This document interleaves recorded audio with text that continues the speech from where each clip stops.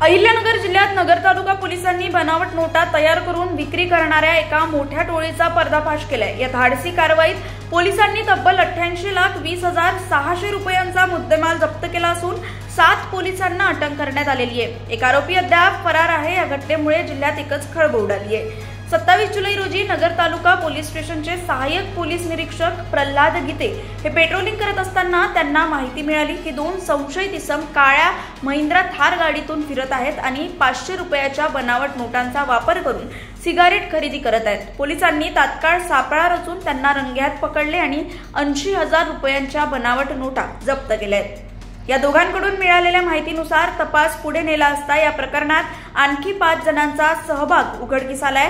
पोलिसांनी छत्रपती संभाजीनगर आणि बीड जिल्ह्यात छापे टाकून त्यांना अटक केली आहे। त्यांच्या ताब्यातून मोठ्या प्रमाणावर तयार बनावट नोटा तयार करण्यासाठी लागणारे कागद, शाई, संगणक, नोटा छापण्याची मशिनरी आदी साहित्य जप्त करण्यात आलेले आहे। या कारवाईचे जिल्हा पोलीस अधीक्षक सोमनाथ गारगे यांनी कौतुक केले असून या प्रकरणातील मुख्य सूत्रधाराचा शोध सुरू असल्याचं त्यांनी सांगितलंय। पोलिसांच्या या धाडसी कारवाईमुळे बनावट नोटा रॅकेटला मोठा धक्का बसलाय। नगर तालुका पोलीस स्टेशनचे प्रभारी अधिकारी श्री गीते आणि त्यांच्या टीमला खबर मिळालेली होती की एका ठिकाणी एक व्यक्ती वारंवार सिगारेटची पाकिटे घेऊन जात आहे आणि हे सस्पिशियस बिहेवियर दिसल्यानंतर त्यांनी रात्री जाऊन त्या व्यक्तीला ट्रॅप केलं आणि त्या व्यक्तीच्या गाडीमध्ये काही 80,000 रुपयाच्या बनावट नोटा मिळाल्या।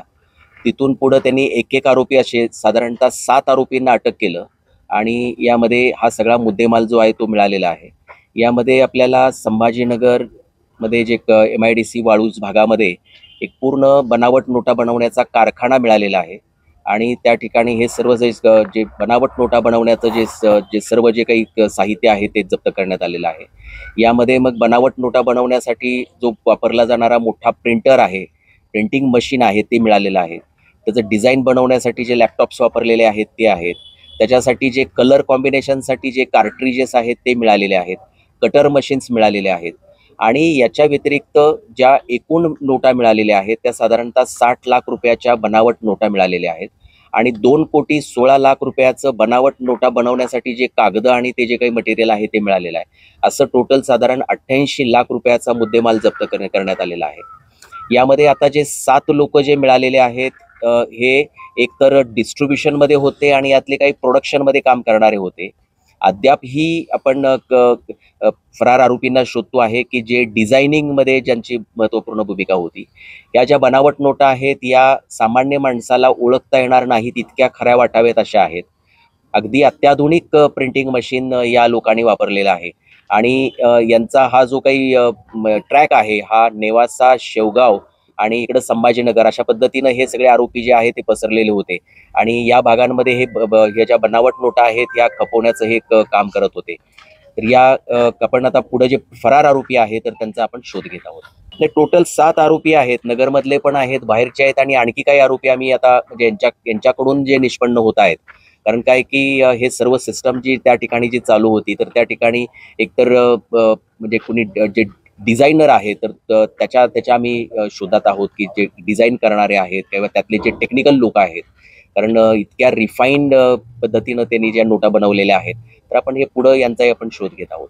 साधारणतः म्हणजे आपल्याकडे आता नोंदी दिसतात मागच्या 3-4 वर्षापासून म्हणजे हे लोक या व्यवसायात आहेत असं दिसून येत आहे। परंतु एक्झॅक्टली त्यांनी किती नोटा बनवल्या, किती याच्यामध्ये मार्केटमध्ये आणल्या तर त्याचा आपण इन्व्हेस्टिगेशन आता करणार आहोत। साधारणतः 1 महिन्यापूर्वी एक अशीच घटना घडली। राहुरी पोलीस ठाण्यानं असंच एक रॅकेट उद्ध्वस्त केलेलं होतं आणि त्यामध्ये पण काही आरोपी पकडले, नोटा पकडलेल्या होत्या।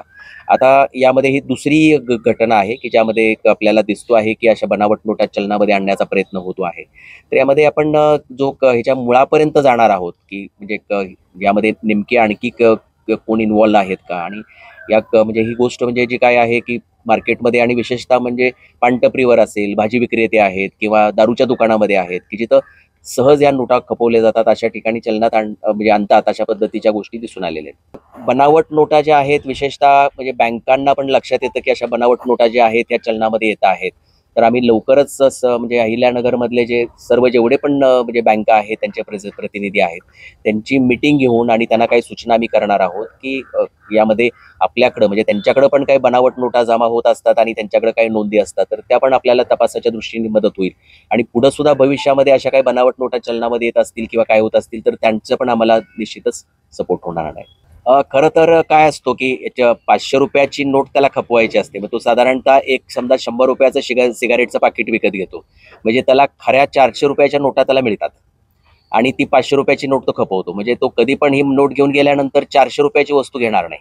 त्यामुळे तो एक सिगारेटचं पाकिट घेईल, 100 रुपयाचं जाईल आणि परत तो येणार. म्हणजे त्या पानटपरीवाल्याला जो डाऊट आला तो हाच आला की एक माणूस सकाळी सिगारेटचं पाकिट घ्यायला आला, दुपारी परत सिगारेटचं पाकिट घ्यायला आला. जरी चेन स्मोकर असेल तरी सुद्धा तो वारंवार येतोय आणि एकच घेतोय. म्हणजे दिवसभरामध्ये जर त्याला 3 पाहिजे तर तो एक घेतोय. याच्यावरून त्याला डाऊट आला. म्हणजे मी तर खरंच म्हणजे हा जो पानटपरीवाला आहे म्हणजे त्याचं पण आम्ही म्हणजे आम्ही सत्कार करू, कारण त्याला जो काही समजा डाऊट आला किंवा सस्पिशन आणि त्यांनी मग आपल्याला म्हणजे गीते साहेबांना कळवलं आणि मग गीते साहेबांनी ट्रॅप करून त्या माणसाला पकडलं आणि त्याच्यातून ह्या एवढा मोठा जो कारखाना आहे आपल्याला तो उद्ध्वस्त करता आला.